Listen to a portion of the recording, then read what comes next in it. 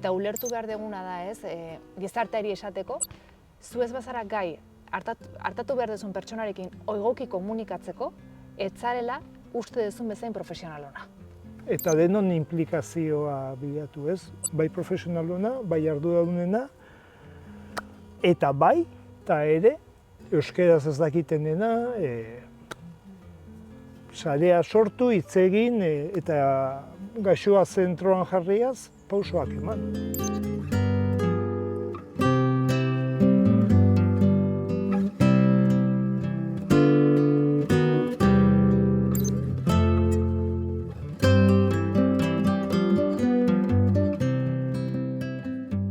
Nik esango nuke, inoiz baino egoera hobean egon daitekeela euskara Osakidetzan. Osakidetzan, osasun bidean eta iparraldean ja beste kontu bada eta nik hango errealitatea gutxiago ezagutzen dut, baina han ze hobetu gehiago badagoela esango nuke. Eta Osakidetza barruan ere, ez da egoera berdina Donostialdea esian edo beste esi batzuetan, ez?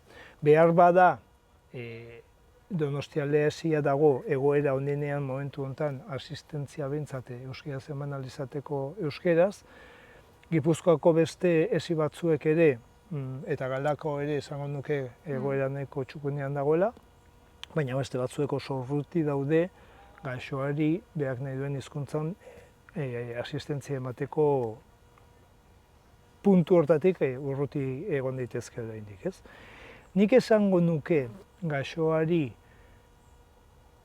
hitz egin bere hizkuntzan euskeraz nabarmenigo dela, datuak hola buruz esango nuke, baina Donostialdeko esian esango nuke gaixoen 25% eskatu duela bere asistentzia euskeraz nahi duela, eta 25 horrei daukan lehen arretako medikuetari zen bikote hori 75%an ziurtatze zaiola. Eta 2an ez batak eta ez besteak ez dakiela euskeraz. Beraz, asistentzia emateko orduan egoera nahiko txukunean gaude. Beste kontu bat da, lana euskeraz egiteko momentuan, ez?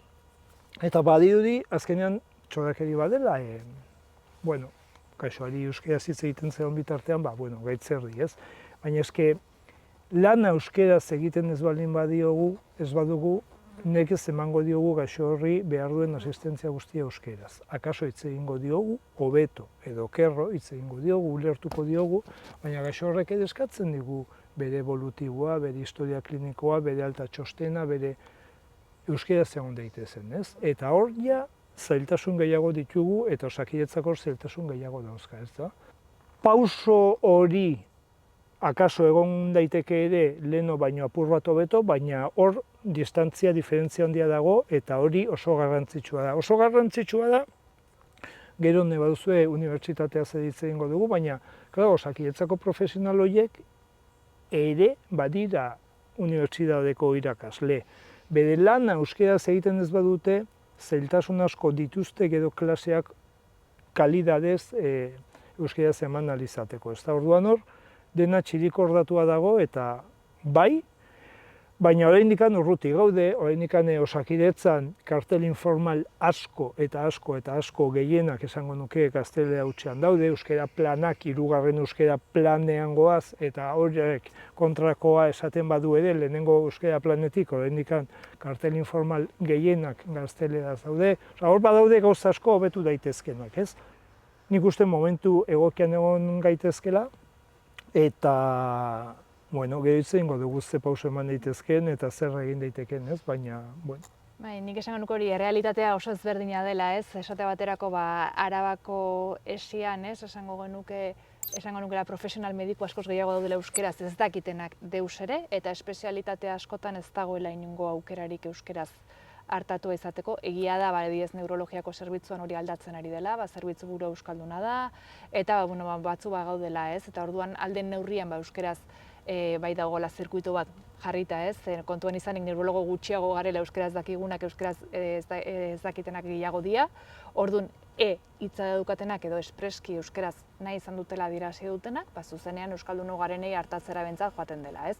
Eta saiatzen garela geure artean, elkartzen garenean euskeraz egiten, baina egia da pena badela, saio klinikoak orokorrean ospitaletan egiten dienean, beti gazteleran egiten dira, ez? Azken finean nahikoa da entzule bat egotea ez dakien euskeraz, nahiz eta 80% euskaldun nahi izan, zuzenean ja gaztelerara hori aldatu ahal izateko, ez da nik uste saio klinikoak ere ze euskerari balio ematea Osakidetzaren barruan ez da gaixoa hartatzea, ez da bakarrik evolutiboak idaztea, baizik eta gaixoa euskera esparru guztietan erabiltzea.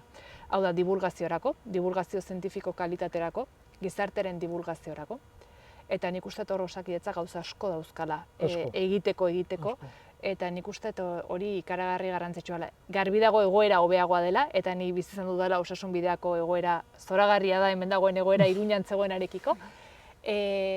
Baina, konparatzen badezute Kataluniako egoerarekin, San Pau ospitalean ja sartzen zara, eta sistema guztia katalanez dago.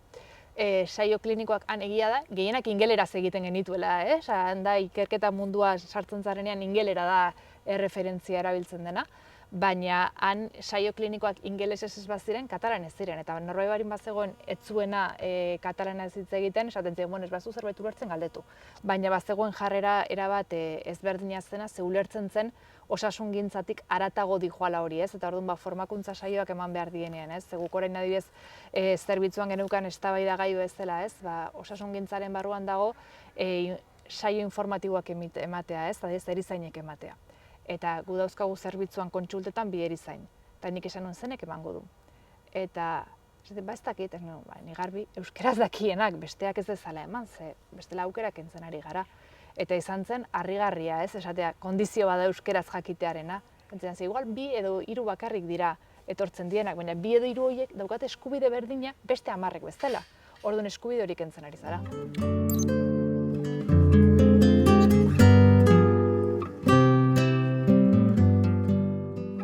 Niretzako ez da garrantzitsua ezinbestekoa da, ez, izatez, eta garbi dago gutako edonar asko hobeto espresatzen gara, ez, eta batez ere gaitz konkretu batzuetan, baina orokorrean, ez, gure sentimentuak, sintoman zehaztasuna, baita ere konfidantza mailan ikustet profesional eta gaixoaren artean esartzen dena, horrek diagnosi zehatzago bat egiteaz gain, tratamentuaren aderentzia, ez, hobetu egiten du, jarraipena ere, gertutasuna, ez, nik uste dut hori izatez ezinbestekoa dela eta gauza guzti horiengatik ahalegin behar dela, eta badaukagula ikasia, ez, adibidez nik Katalunian egon nintzenean, hanetzen hautagaia aurrenengo egunetik sartzen ziren eta esaten zituten gaixoak, begira, zertza, nongoa zera, nerekin ikasiko ez du katalana, eta esaten zu, venga, zuzenean, ez, eta bereiek onartu daukate eta ulertzen dute, eta askok esaten zuten, nik nahi du katalanez izatea, ze asko hobeto espresatzen naiz, eta zeuk zalantzari ben badukazu galdetu, hemen alderantzizkoa da. Nik uste jarrera gora bera badagoela, ez, gaixo askok ikusten dutenean sendagileak arazoa dituela, ez,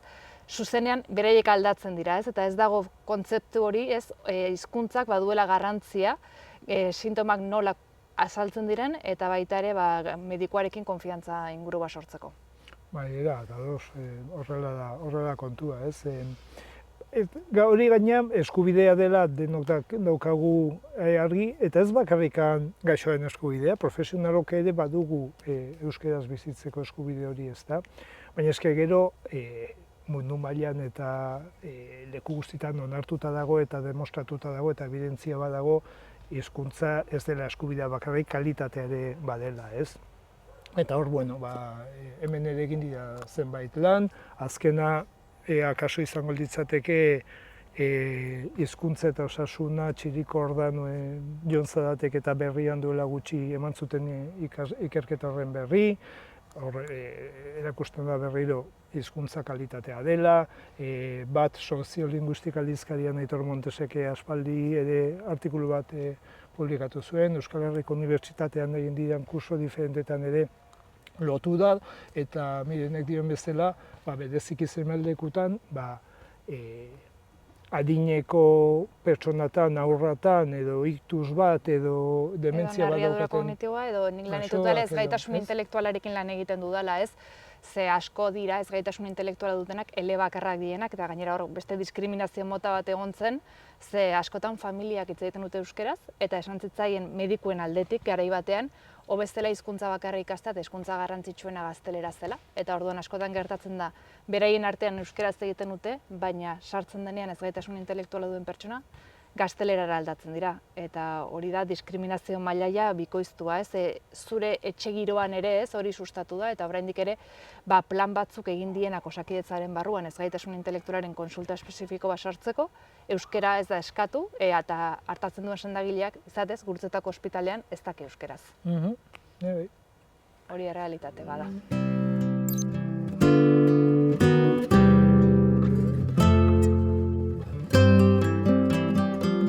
Nik esango nuke, nahi deguna denok dela mediku on euskaldun bat. Nik ez nuke zer kontrajarriri jarriko, ze azken finean esatea mediku euskalduna hobea dela, kontua da, bakoitza behar du bere ama hizkuntzan hartatuko duen profesionala, ahalik eta kualifikazio hoberenarekin, esperientzia hoberenarekin, eta ulertu behar deguna da gizarteari esateko, zu ez bazara gai hartatu behar duzun pertsonarekin egoki komunikatzeko, etzarela uste duzun bezain profesional ona.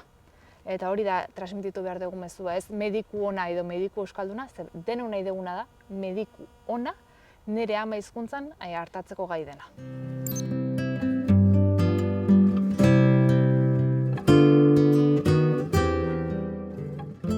Nik uste asko aipatu ditugula, ez?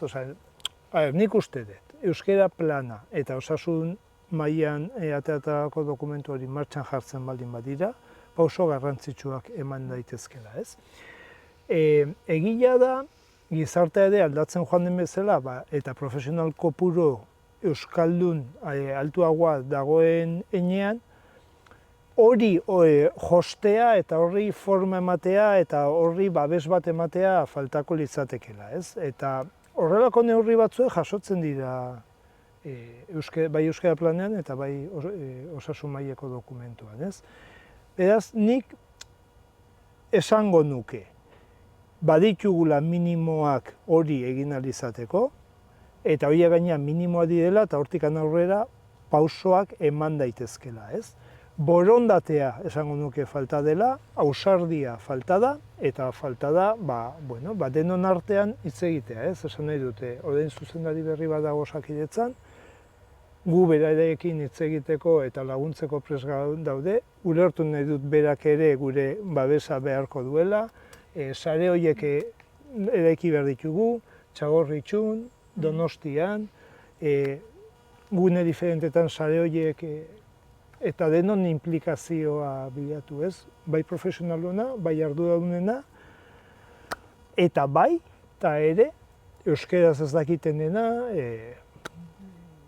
sarea sortu, hitz egin, eta gaixoa zentroan jarriaz, pausoak eman. Nik esango nuke azkenengo punturi igual izango litzakela abia puntua, ez? Askotan, esaten dut jakintasuna da, askotan profesional askok gure errebindikazio hauen kontra joatearen arrazoia, ez? Askotan nik ez dut nahi, zen niri suposatzen dut esfortzu bat hizkuntza ikastea, baina etzara jartzen ez gaixoaren inguruan ez kontekstu horretan, ez? Orduan nik uste dut egin beharreko gauza bat ezinbestekoa da, ez? Zeu leku elebidun batera iristen zarenean zein garrantzitsua den hizkuntza jakitea. Zentzu guztietan eta profesional ona izateko hori ezinbestekoa dela eta hori modu baikor batean erakustea. Eta ez hainbeste orain pentsatzen dute bezala asko puntuak entzen dizkidalako eta puntuak egiteko zerdun askok ateratzen dute perfil bat, baina gero ez dute erabiltzen hizkuntza, ez? Eta orduan nik uste dut hori ez dela bidea, momentu honetan akats bat badagoela sentzu horretan, ze eman den mezua dela behar dut hau lan postu bat lortzeko, baina behin lan postua lortu ondoren, ja ez da nire ardura hizkuntza honetan egin ahal izatea. Nik kasu pila dauzkat kontekstu horretakoak, ez? Jendeak egin duena maila bat lortzeko, puntuak hartu, eta gero ja ikasi izan ez balu bezala, ez? Eta hori ere ez da gora bera, ez? Eta hori alde batetik, gero esan deguna, ez? Evolutibo eta dagokionez eredu bat jartzearen ez, arduraren gora bera eta errestasun guztiak ematea euskeraz nahi duenari eremu ez egokia izanagatik, ez? Hori benetan modu ziur batean egin ahal izateko eta inongo arazorik gabe, hori egin dezakeen gauzetarikoa dela zalantzarik gabe. Eta era berean nik esan dut komunikazio guztiak euskeraz egitearen prozesua. Eta horrek esan nahi du, saio bat egiten denean klinikoa dela edo zerbait garrantzitsua dela ospitale batean, egon beharko luke euskerazko aukera. Eta barin badago portzentai bat euskeraz ez dakiena, agian 2 saio egin behar dira. Baina ez pentsatu, saioa gaztelera hutsan egitearekin hori egiten dela. Orduan azken finean, transmititzen ari garela, kalitatezkoa izateko, izan behar duela euskeraz ez dena. Eta orduan atzera pauso ikaragarria, ez da nik uste hori garrantzitsua dela. Eta hor, askotan borondate eta kontzientzia kontua ere bada, ez? Eta eredu izatearen garrantzia, ez? Orain dela gutxi berriz, Osakidetzako ardura importante bat daukan pertsona batek bidaltzen du mezu masibo bat gaztelera hutsean. Jasotzen duzu hori eta esaten duzu, bueno, el plan de euskera, para meterlo en el cajón, claro, porque hasta la directora manda en solo castellano, pues ni ez dut ikasiko eta ez dut inongo ardurarik, ez? Orduan, badaude hor gauzak, eredugarri izan behar dutenak eta kudeatzeko orduan eta hori lortzen da lana euskeraz eginaz, ez dago beste modu dize. Bestela zuk egunerokoan lana erdeaz egiten baduzu, bidaldi behar duzu bat eta erdeaz atatzen zaizu eta bidaltzen duzu eta pauso horiek eman behar dira, ez? Eta horiek ematen hasten baldin bagea, horiek ekarriko dituzte beste pauso batzuek eta